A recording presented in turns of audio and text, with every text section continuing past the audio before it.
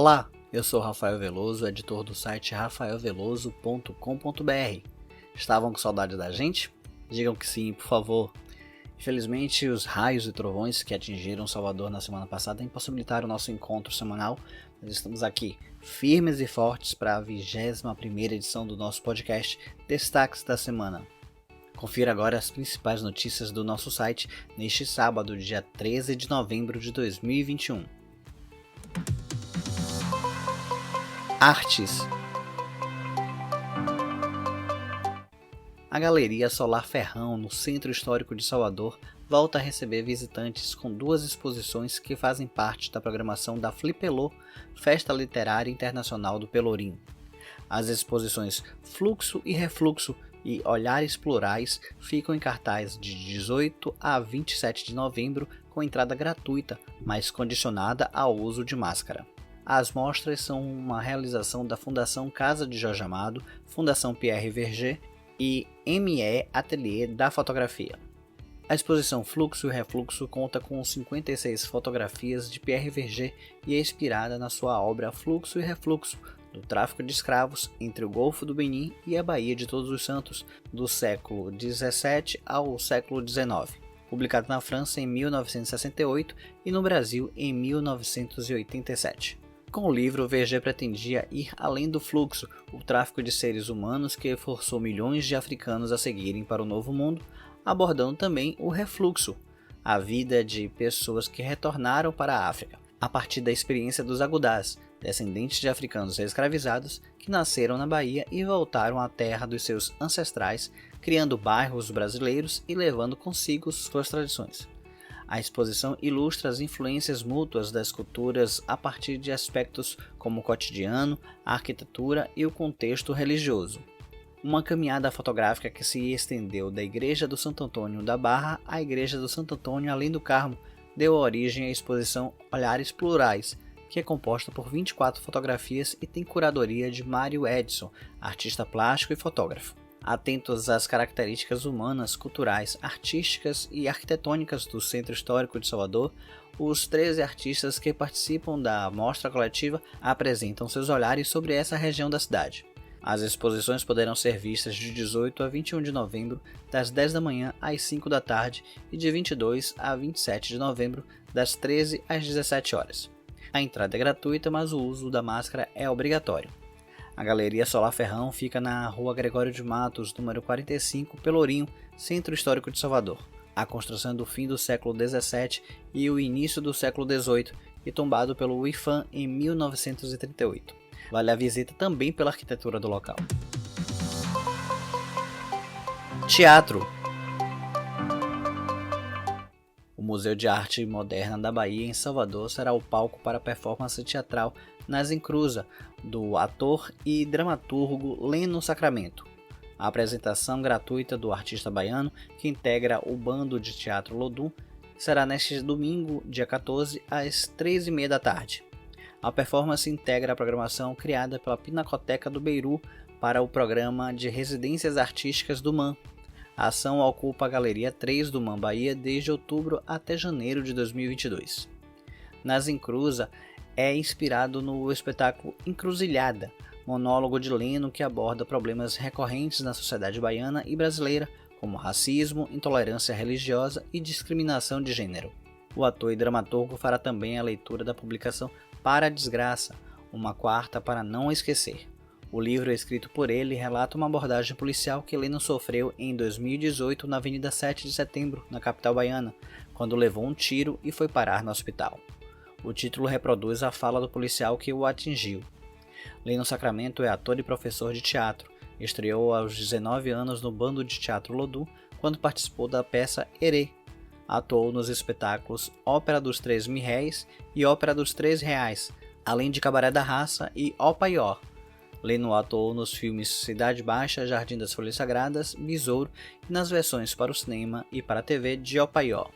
A performance teatral de Leno Sacramento será neste domingo, dia 14, às 3h30 da tarde, no MAM Bahia, na Avenida Contorno, sem número, Solar do Inhão, em Salvador. A entrada é gratuita, mas a proteção com o uso de máscara também é obrigatória.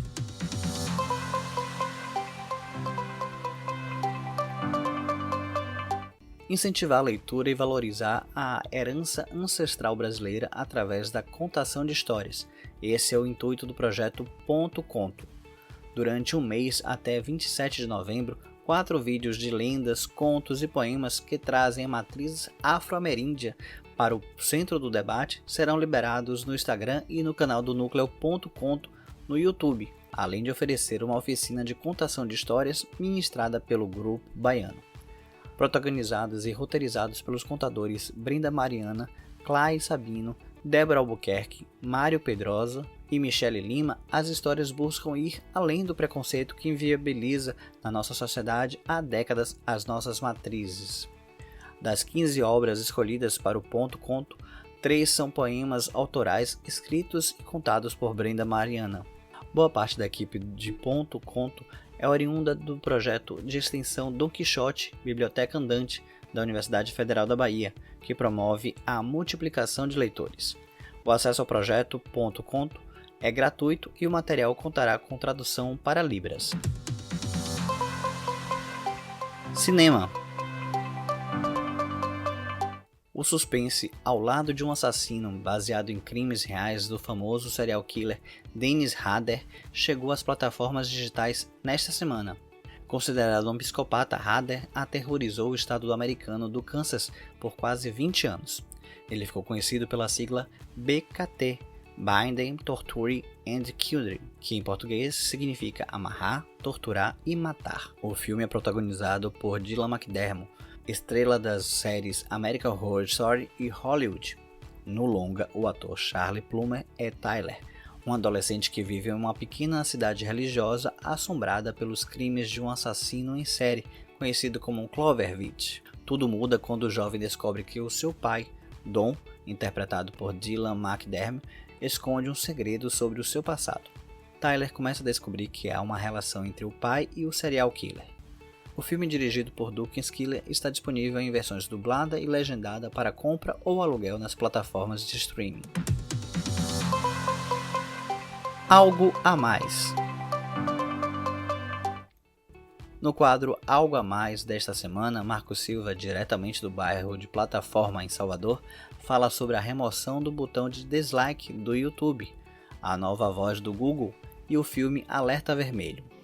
Olá, meus ouvintes do podcast Destaques da Semana. Este é o Algo a Mais e eu sou Marcos Silva para mais uma semana aqui contribuindo com o podcast Destaques da Semana. A primeira notícia que eu trago é que o YouTube decidiu remover a contagem de dislikes em todos os vídeos. O YouTube anunciou na última quarta-feira uma mudança significativa e também bastante controversa no modo de avaliar a recepção dos vídeos em sua plataforma. A decisão de tornar a contagem de dislikes uma métrica privada. A plataforma acredita que a mudança vai proteger os usuários de assédio e ataques organizados. Google Assistente apresenta a segunda opção de voz no Brasil. Frases robóticas darão lugar a uma interação mais realista e humanizada. Com o objetivo de evitar rótulos e estereótipos de gênero normalmente associados a assistentes virtuais, as vozes foram classificadas em cores: vermelho, a voz que já existia, e laranja, a mais recente. Para configurar a segunda opção, é possível acionar a mudança com a frase OK Google, mudar a voz do assistente, e as caixas de som inteligentes vão sugerir alteração por meio do aplicativo do Google Home. A dica da semana é o filme Alerta Vermelho, que estreou ontem na Netflix, e a ideia é que vocês assistam o filme e comentem conosco o que é que vocês acharam.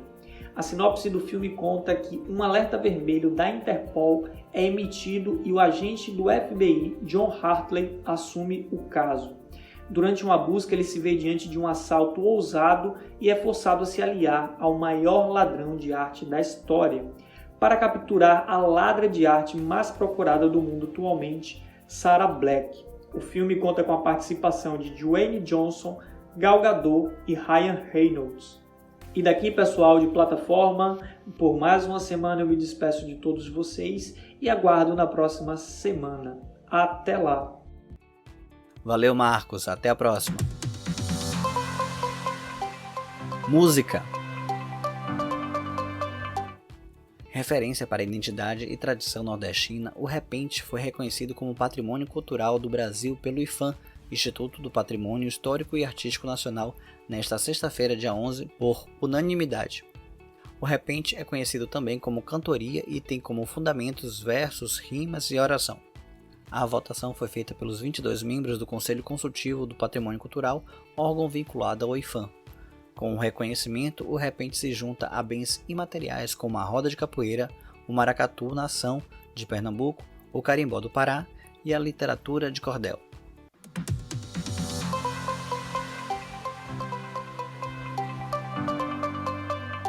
O músico baiano Gilberto Gil foi eleito para ocupar a cadeira 20 da Academia Brasileira de Letras na quinta-feira, dia 11, em sucessão ao acadêmico e jornalista Murilo Melo Filho, falecido em 27 de maio de 2020. Gil, de 78 anos, recebeu 21 votos dos 34 acadêmicos que participaram da eleição de forma presencial ou virtual. O novo imortal é autor do livro Todas as Letras, lançado em 1996 e que reúne cerca de 470 canções compostas por ele. A cadeira 20 da Academia Brasileira de Letras, que tem como patrono Joaquim Manuel de Macedo, foi ocupada anteriormente por Salvador de Mendonça, fundador, Emílio de Menezes, Humberto de Campos, Múcio Leão e Aurélio de Lira Tavares. No dia 4 de novembro, a atriz Fernanda Montenegro havia sido eleita para ocupar a cadeira de número 17 da Academia Brasileira de Letras, em sucessão ao acadêmico e diplomata Afonso Arinos de Melo Franco, morto em 15 de março de 2020. Permanecem vagas ainda as cadeiras de número 12 do professor Alfredo Bose, morto no dia 7 de abril de 2021, a 39 do vice-presidente da República Marco Maciel, morto no dia 12 de junho deste ano, e a cadeira número 2, ocupada pelo professor Tarcísio Padilha, que morreu no dia 9 de setembro.